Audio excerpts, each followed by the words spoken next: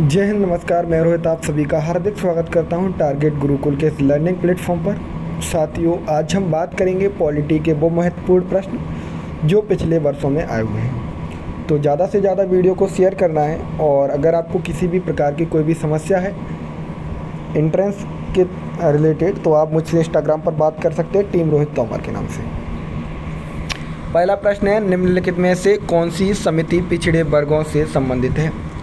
पिछड़े वर्गों से संबंधित की बात करते हैं तो वो है काका कालेकर समिति। सरकारी समिति के बारे में आपने सुना होगा, गवर्नमेंट जो यानी सेंट्रल गवर्नमेंट और स्टेट गवर्नमेंट की कॉन्फ्लिक्ट को कराने के लिए थी।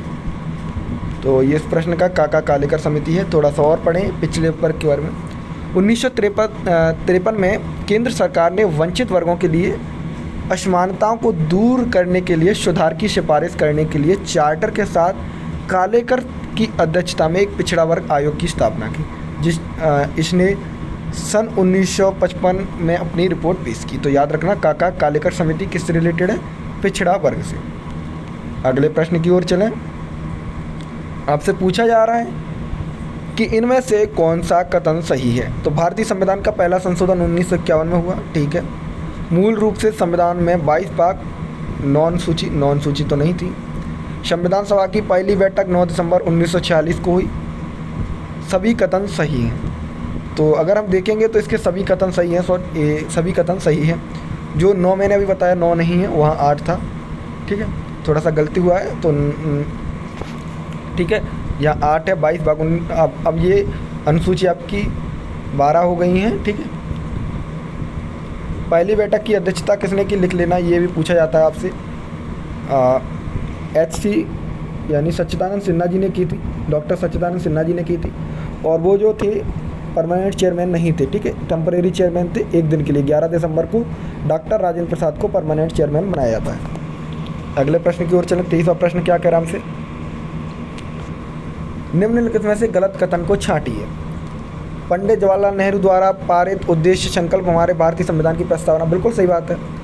ऑब्जेक्टिव रेजोल्यूशन को ही मॉडिफाइड करके हमने प्रीएम्बल को बनाया है, ये बात तो बिल्कुल सही है। प्रस्तावना कानून की अदालत में लागू करने योग्य है, ये बात बिल्कुल गलत है।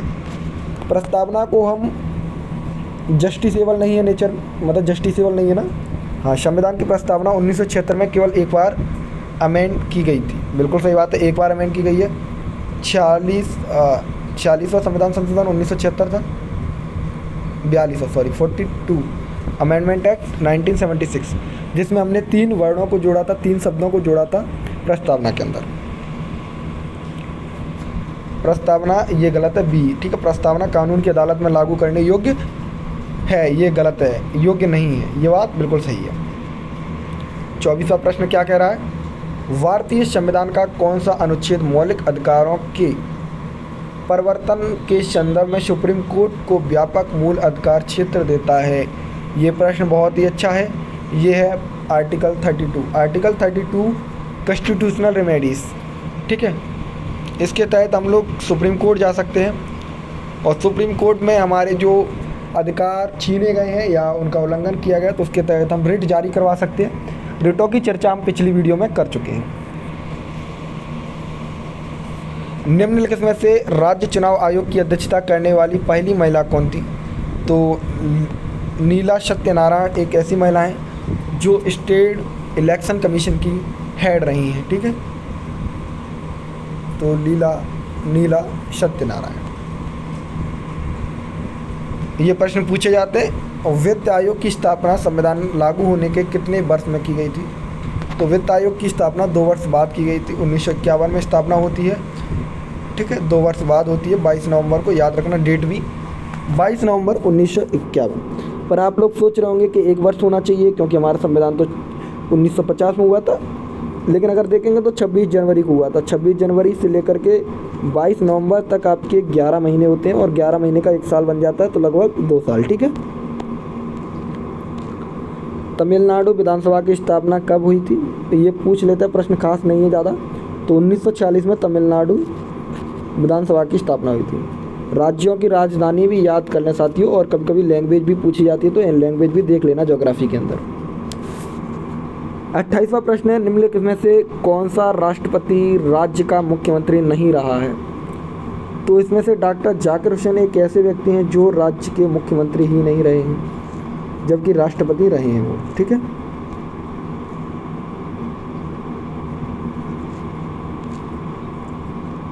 समान अवसर आयोग बनाने की सिफारिश किस समिति के अनुसार की गई? तो सच्चर समिति के अनुसार समान अवसर आयोग बनाने की मांग की गई थी और बनाई गई थी। ठीक है।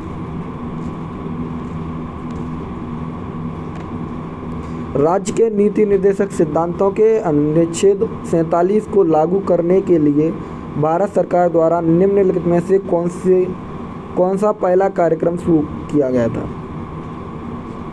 तो ये है समुदाय विकास कार्यक्रम, क्योंकि आपको पता है DPSP के अंदर हम बात करते हैं तो वेलफेयर ऑफ सोसाइटी की बात करते हैं।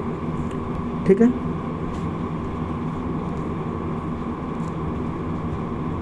तो साथियों, अगर आपको ये प्रश्न पसंद आए हैं तो वीडियो को लाइक कर सकते हैं। अगले प्रश्नों में हम बात करेंगे नए प्रश्नों की।